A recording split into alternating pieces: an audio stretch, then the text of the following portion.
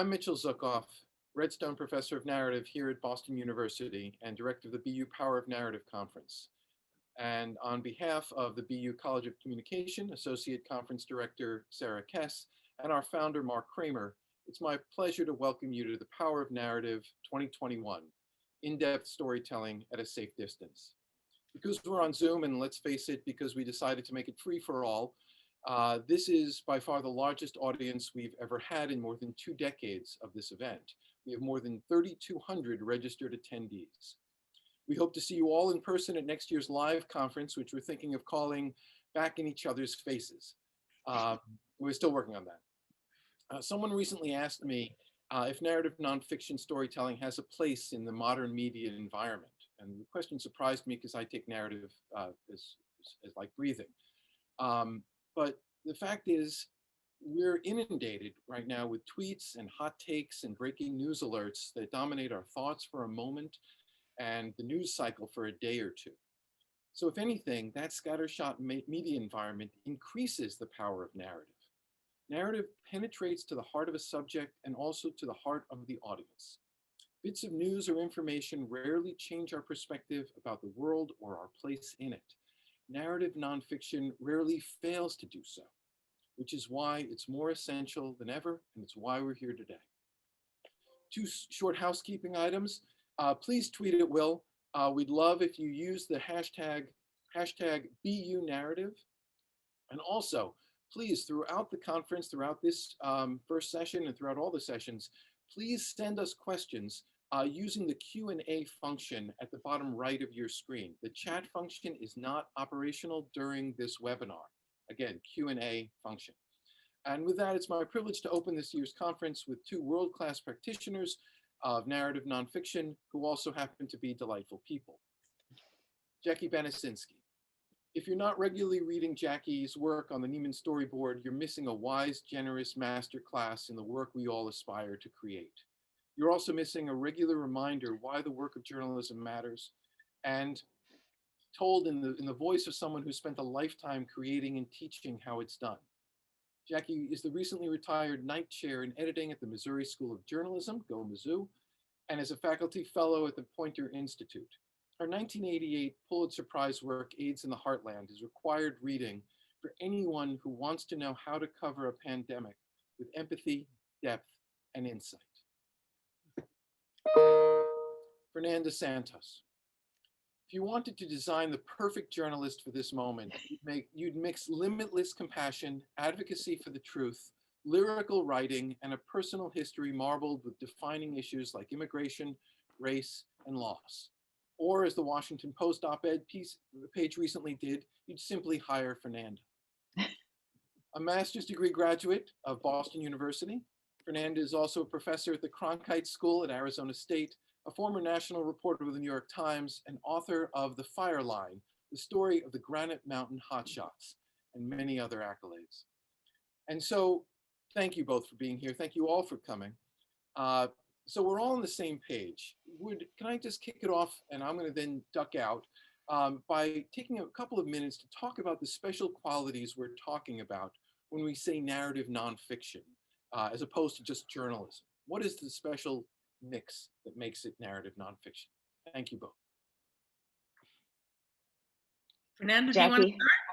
I was gonna say, you want to get started, but I can get started. Go for it. Well, you know, I always tell my students that we're all born storytellers.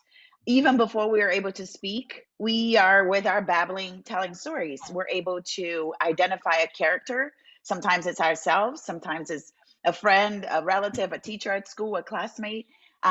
There's always something that that character is doing for a reason. So our story is built around that.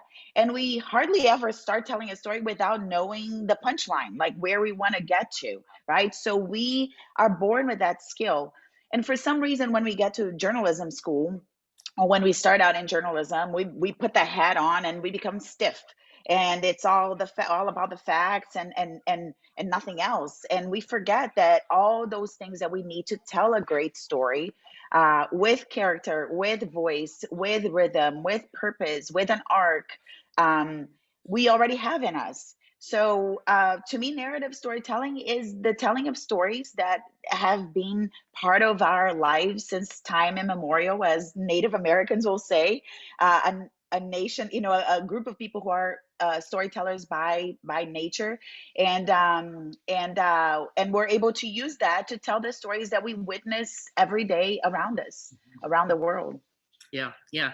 I was struck when you mentioned how stiff we can get when we do journalism. Like it's like a different language suddenly as a writer. I think there's a reason for that for young people when you teach, because you have to teach them first to get it right. But one of the things I've been struck by is that I think there's a resurgence of narrative during the last few years, even as the industry has contracted and things have gotten more pressured. And maybe that's because we no longer in journalism have information as our primary currency.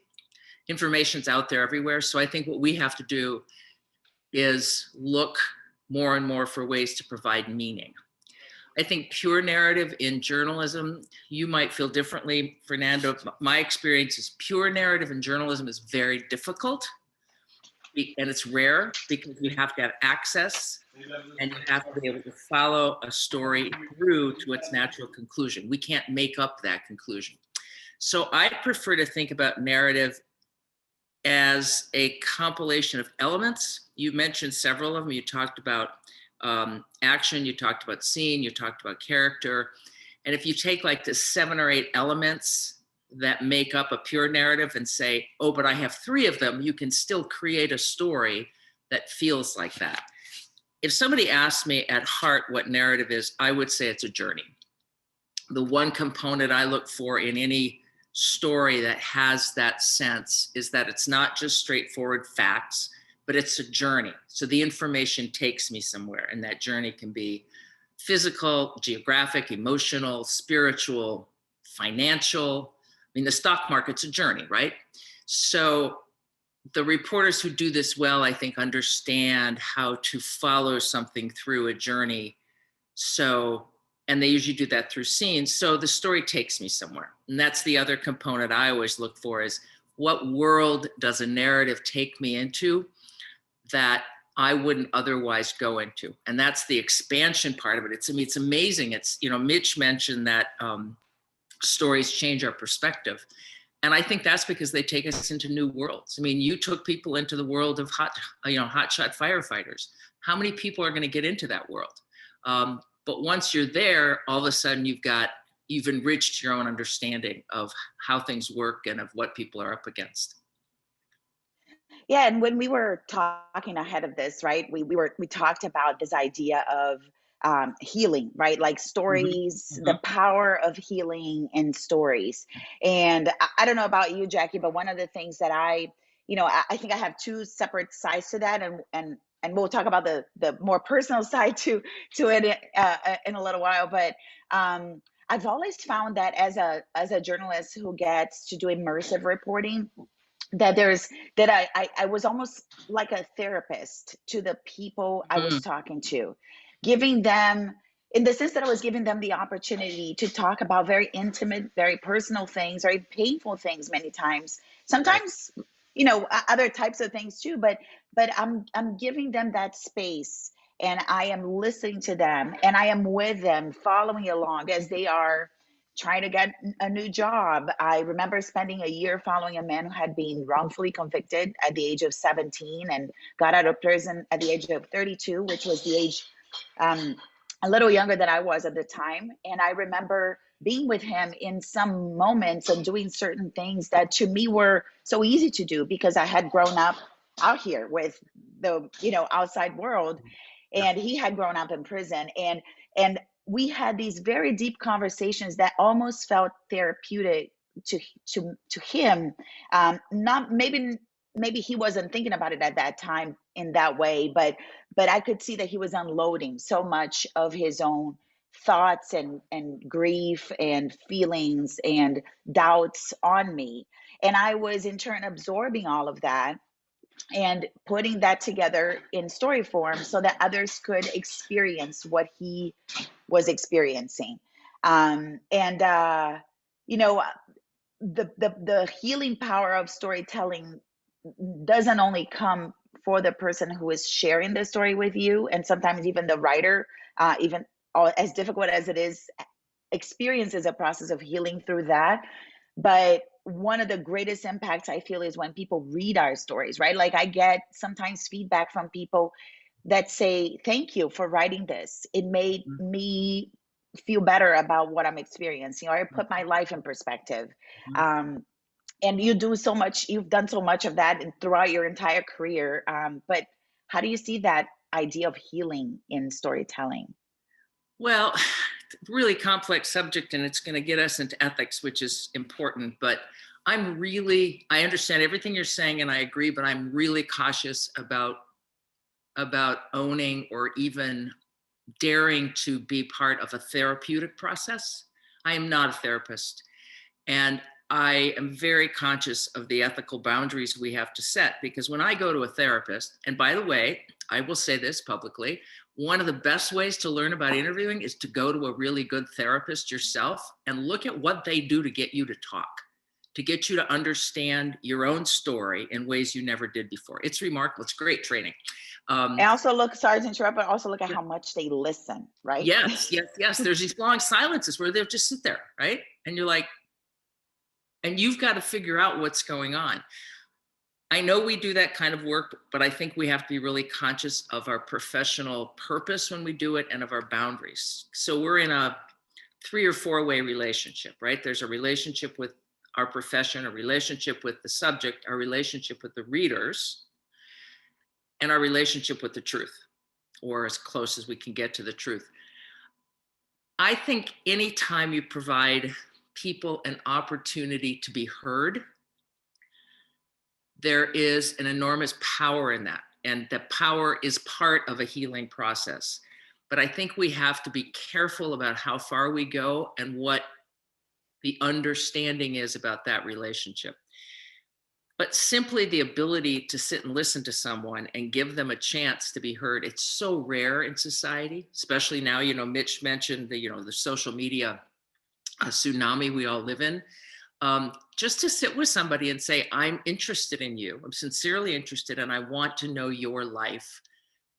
They tell you things that they probably have never told anybody else because they haven't thought that anybody would hear them or listen to them. Right. But I'm pretty careful about like what that role is. I'm not a priest. I'm not a confessor. I'm not a therapist. So I'm always really clear with people about what's going to happen with the information they give me, and with especially with their personal stories. I'm sure you go through that a lot, Fernanda, when you're dealing with somebody like the gentleman you mentioned who had been in prison. You've got the hotshotters who are going through all kinds of physical and emotional stuff. You've got to, be careful with conditions they set or expect, and then with their expectations of you, because we often get close enough to these people for them to stop seeing us as journalists and instead to see us as a really fundamental relationship. Right. And it's an exercise that I find myself engaging in periodically with them, is to remind them that, I remember I am a journalist. I am telling your story. Just be careful, if there's anything that you want to tell me so that I can understand you better, but that you would not feel comfortable to have in a story, let me know. But remember that I am here as a megaphone, right? Like your story will filter through me and will be constructed with other reporting beyond what you tell me. It will be constructed through with my with who I am, with everything that I have lived, right? Because all of that also influences the way we approach storytelling, the way we ask people and how much we listen and how we listen, and then how we put everything together. And I find that the honesty is really important from the very beginning.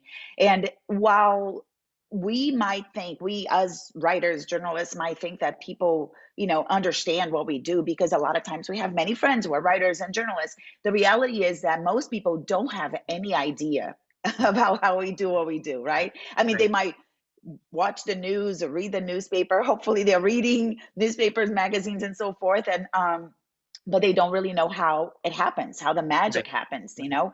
And we have to explain to them, sometimes in very basic terms.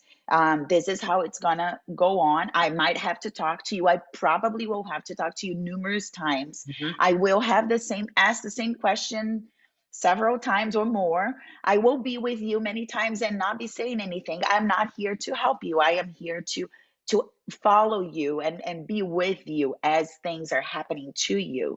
Of course, there are exceptions to that, but you know, by and large, you have to make sure that the person understand you're not their social worker or their therapist. And when I say therapeutic, is the sense of unloading, right? Of Sure, having the sure. opportunity to be heard.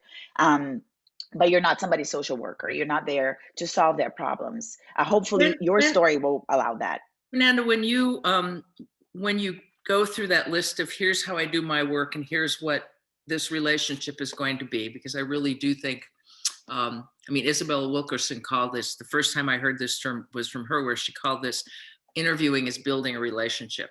It's like accelerated intimacy. When do you have that conversation with a potential story subject? How soon in the process? And then when you have to remind them, how do you do that?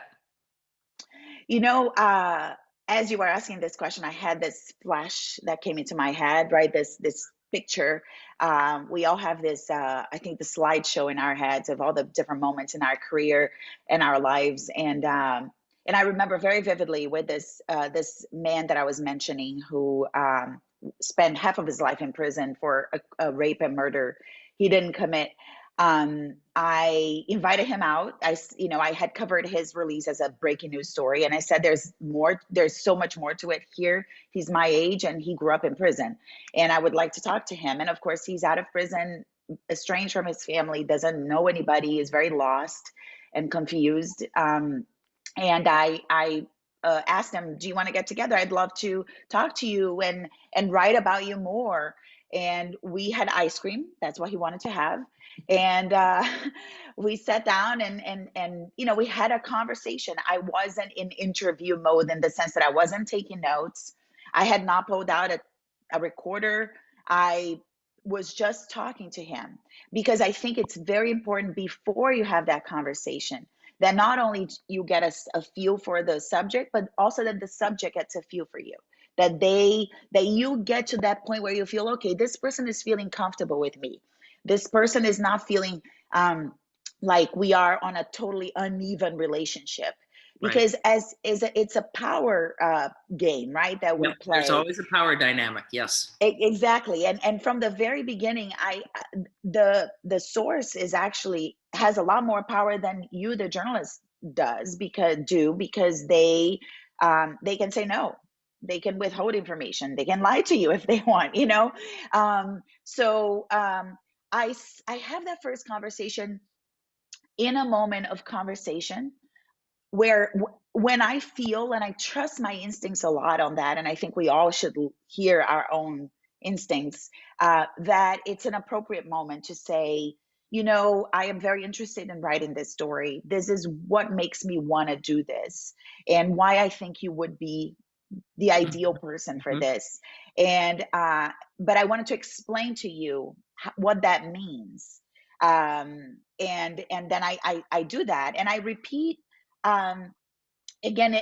Sometimes in moments where I feel like, gosh, if this were my brother or my sister, or my best friend, and they were to see that in the newspaper, it without maybe knowing that they were being witnessed by a journalist, Mhm. how would they feel and how would I feel about it? So Right. it's not in the interest of dissuading the person, because obviously these are moments that you want to capture, but it's in the interest of saying, I was there. Everything is on the record.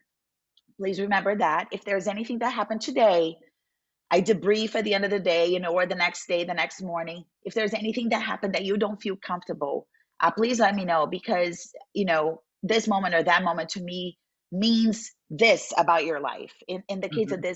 this young man, he told me under a heavy rain in Albany, when he was in the state senate in New York, advocating for the wrongfully convicted, that he had never made love. He'd never had a sexual relationship with a woman. And And I said, wow, jackpot, right? Like I was looking at all the things he had not done. And this was one of them. He was 16, so it could have gone both ways. And I talked to him the next day. I said, I don't want to, I want you to understand that I'm going to go through all these things that you didn't do. And this kind of encompasses so much and means so much to people.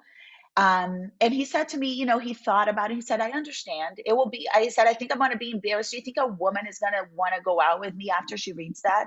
And I said, if she likes you, she will, because that's not what determines it. And he said, okay, then you can do it. So, Yeah. I cleared my conscience. I talked about it with him. And I also thought that it was the right thing to do for him. Yeah. Yeah, we talk a lot in journalism about transparency and transparency with our readers, but I think in this kind of work, when we do this kind of nonfiction, we have to be transparent with our story subjects. And the other thing you brought up that I think is really important is the notion of providing context for the story subject so they understand why we're asking the questions we ask and where that information might fit.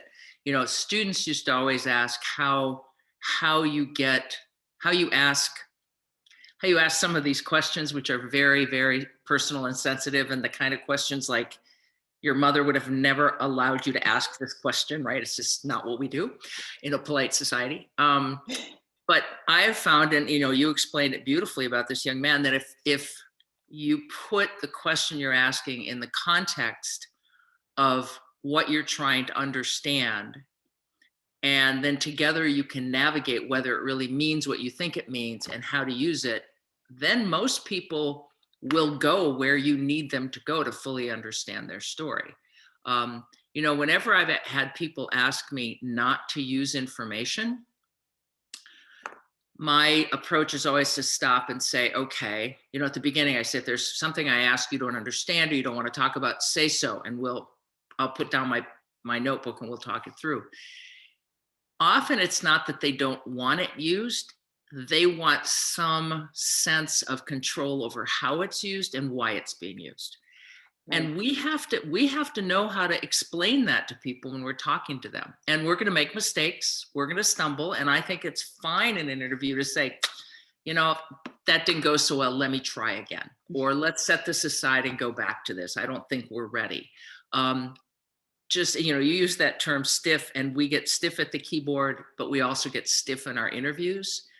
And I think instead we have to be really clear about our purpose and then stay within the moment of the interview. So it's really a dance. And, you say you have this, this video screen in your head. I think a lot in terms of metaphor. And to me, an interview is a dance.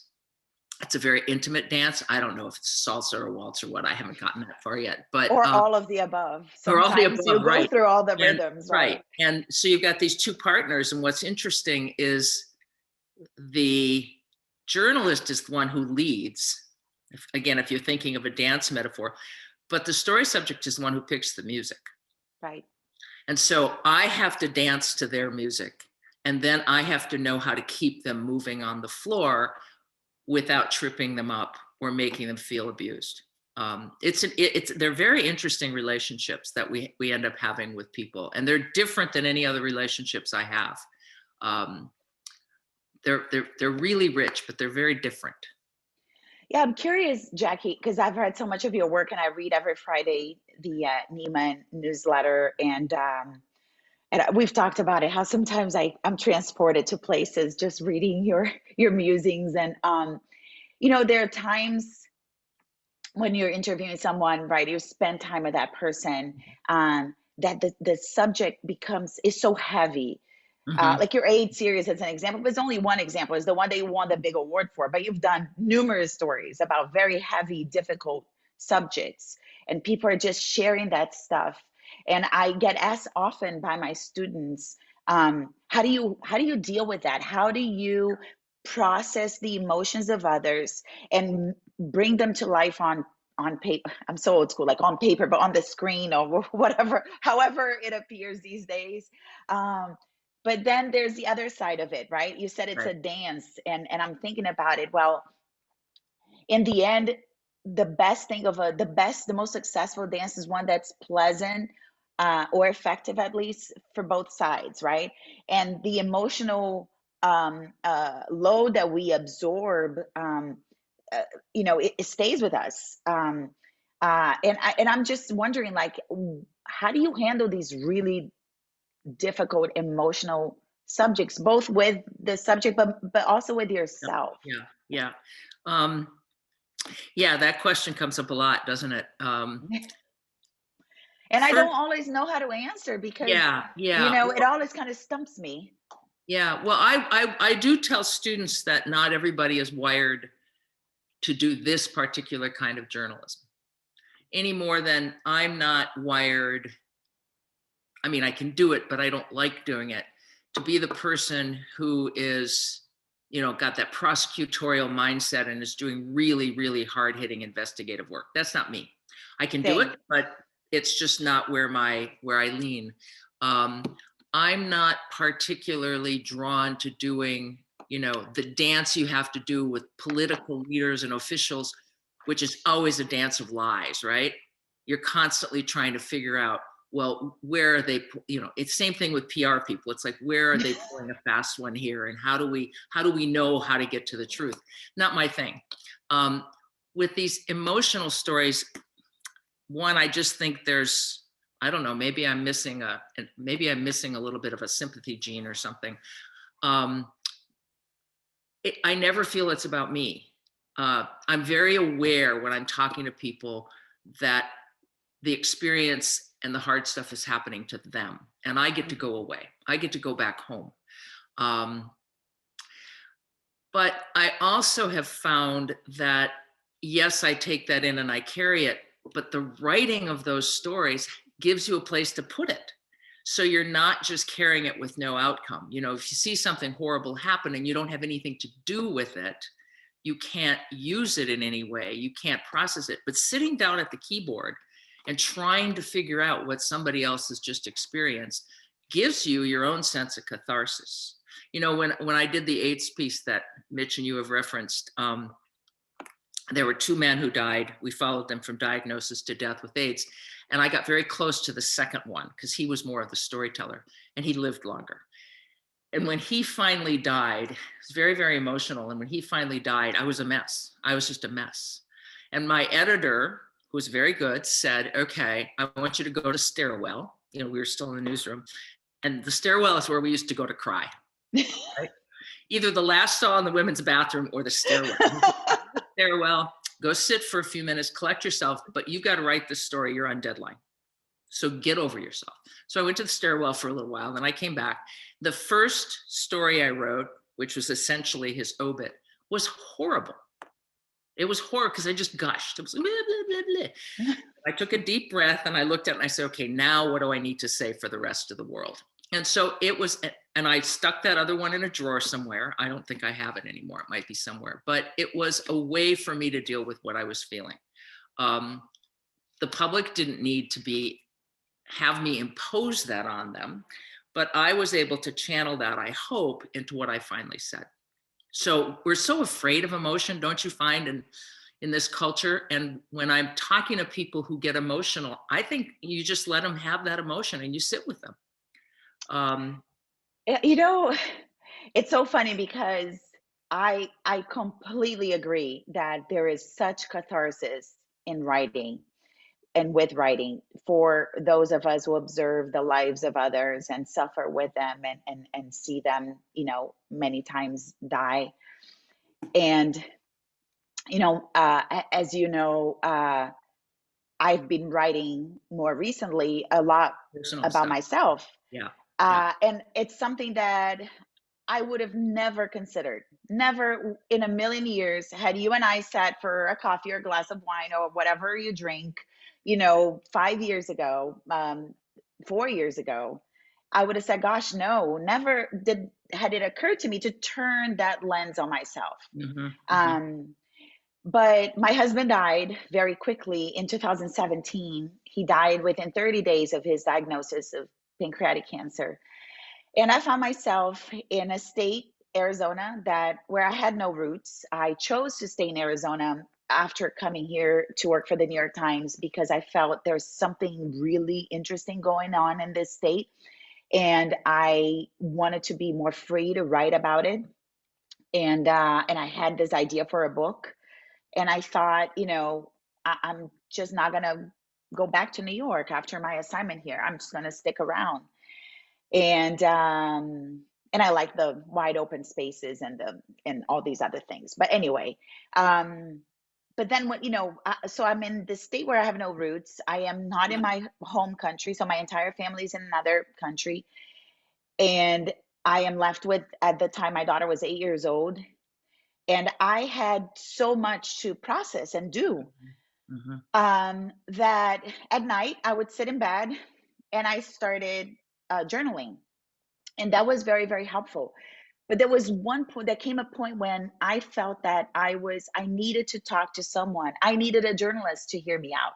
You know, Interesting. like I wanted someone, that was the feeling I had. I wish somebody would hear or read the things I'm writing, because if it heals me, if it helps heal me, maybe it will heal other people.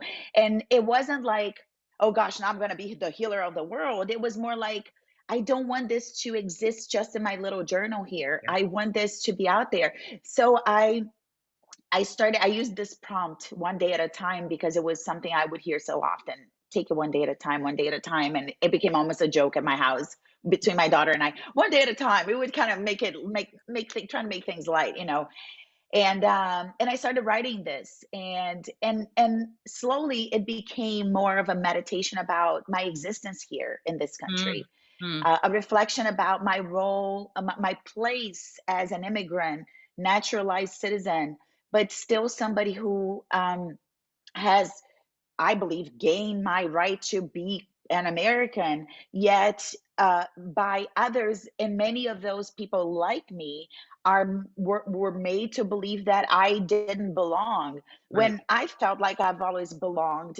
I just created my own little world, and all these questions were in my head, and then I realized that lots of people actually were reading, liking it, and they actually were paying me to write stuff like that. And I said, it's become a healing process for me, a healing experience for me. It is helping other people, because I constantly receive messages from people who read and share very intimate things with me. Um, and it's helping me grow as a writer, because now I have to ask all these ethical questions that I was used to asking others. I have to ask myself Yeah. and say, oh, do you really need to put that there? Yeah. Why? What is the purpose? What is the purpose that this serves? Well, and I think when you do that, I don't do much personal journalism, but or personal writing, but when you do, I think you also have to be willing to push yourself to put information in a piece that you might want not to, because that's what we ask other people to do, right? You have to get really honest about your the parts that aren't so nice. A friend of mine once, years ago, I can't take credit for this, we were talking about this whole notion of personal journalism and the vertical pronoun I. Mhm. And she said this really amazingly wise thing. She said the vertical pronoun is very, very, very powerful when you lay it down, and it becomes a bridge from you to the person that's reading you. They can get across, they can share that experience instead of standing upright as a wall. It becomes a bridge. And I think that's a really powerful way to think about how and when we do first person journalism. Again, I don't do much of it, but I'm clearly there. I mean, I'm present in the piece. So, and there's Mitch, who's present with us. I hate to interrupt. This could go on for hours. Please do. Oh, when Jacqui and I started talking, we had a conversation over the phone and said, I hope somebody stops us. I don't want to, but I know we have some questions, and I just have one correction. Jacqui, you do not lack the sympathy gene. We Right. we had your DNA sequenced, and it was there. Okay, thank you. I'm glad you made that correction, because when she said that, I was like, what? No. Well, no, I mean, I do think, though, there's a difference between, this is the boundary part for me, sympathy and empathy. I was in Africa really briefly, this story, covering this big famine back in '85. And I remember we were at the burial grounds outside this huge refugee camp. You know, it was horrible, horrible. Like 7,500 people were being buried every morning. And we were witnessing this one burial of a young child, and the TV reporter who was there got so emotional that she stopped the burial to collect herself. That's not my job. That if I can't be there, then I should walk away and say, I got to collect myself. But to stop the thing, because, you know, they wanted it on film. I get that. But I can't go there. I can't. Thank you for that clarification. Yes. So we have so many great questions. I'm going to jump in with one. Mike DeSocio, a BU alum, asks, how do you navigate power dynamics with sources who, if they're marginalized or struggling, might see this exercise as extractive, that we will swoop in, take their story, and not materially help them? This also, someone earlier quoted the classic Janet Malcolm story about any journalist who's not too full of himself. So how do we navigate those power dynamics with sources who are marginalized especially? Well, I'm going to let Fernanda answer this one first, but I just want a clarification. You mean the sources who might think they're going to get something positive or get something concrete out of our interviews? That is how I interpret Mike's question. Yeah, I'm sort of rereading it here. Mike at 1022 asked that. Yes, you know, that we are hoping to extract from them something, a story, and they're expecting some kind of exchange that I see, that we can't really deliver, and it's not our job to deliver. Right. And especially with someone who is not necessarily sophisticated, with, you know, Right. a civilian rather than a pro. Yeah. Yeah. What are our obligations there? Well, again, I'm going to punt this over to Fernanda, but she had already articulated pretty extensively this notion of the initial agreement that you have to set up. And in doing that, I think part of it needs to be explaining to people the good things that might happen, but you can't guarantee, and the bad things that probably will happen. Online comments, this, that, the other thing, so they know going in the risk they're taking. I also want to add something. I think that there is often, and this is by no means a criticism of anybody, but you know, take it if the head fits. That when we interview, there are times, there are people who believe that when they are interviewing people who are less sophisticated, or, you know, not as well educated, or not educated at all, they have less of a capacity to understand what we're trying to do. And I think that this is what you have in your head. Everybody has the capacity to understand what we are trying to do. We just have to explain to them. So if I'm talking to, you know, a PhD professor at BU, at Harvard, or whatever, I will talk a certain way. And I don't even kind of talk like them, but, you know, I will try my best to sound, you know, to kind of go up to their level, so to speak, you know, if I need to. But if I'm talking to somebody who is socioeconomically less than I am, I will talk to them as I wished somebody would talk to me if I were in their shoes. And I think that that's where the idea of empathy comes to play. Like, you have to put yourself in the person's shoes, and what is it that you need as a journalist, as a citizen, as a human being, to use and to employ, so that that person understands what you're trying to do, so that that person doesn't feel that they're less than. Because the journalists, to many communities, we are kind of sophisticated, important people. We are very important people, and they tend to look at us like they look up, you know, we're like up there, when in reality, as I said earlier, they have more power than we do. And that's often what I tell them. I said, look, you have the power because it's your story that I'm trying to tell. Help me tell your story. What is the best way? And I always say, if there's anything that I am not asking you, if there's anything you want to show me that you were, you know, embarrassed, please help me understand your world. You know, don't paint the rosy picture.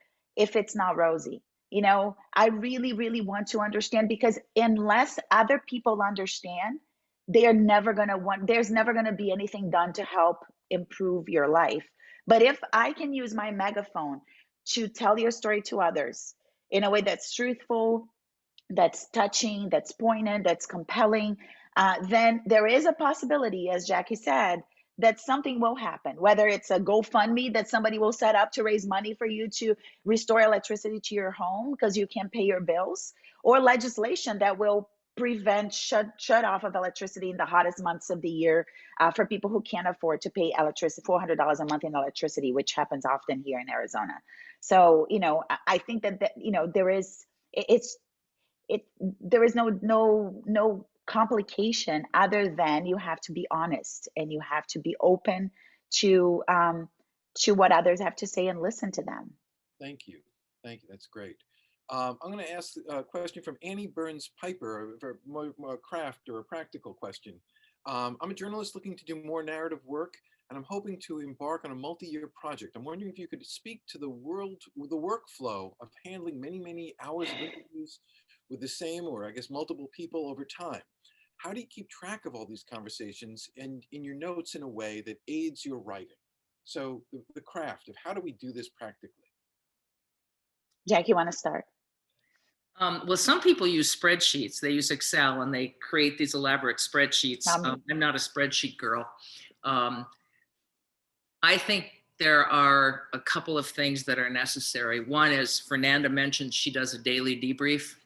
Mm-hmm. And I think when you're following people for a long time and you have multiple characters, you have to not wait to write.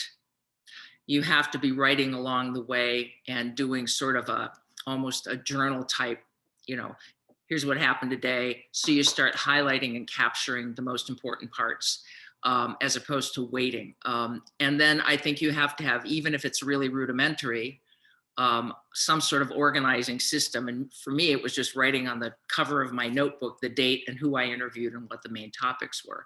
So then I could go back and say, oh yeah, here's this interview about X.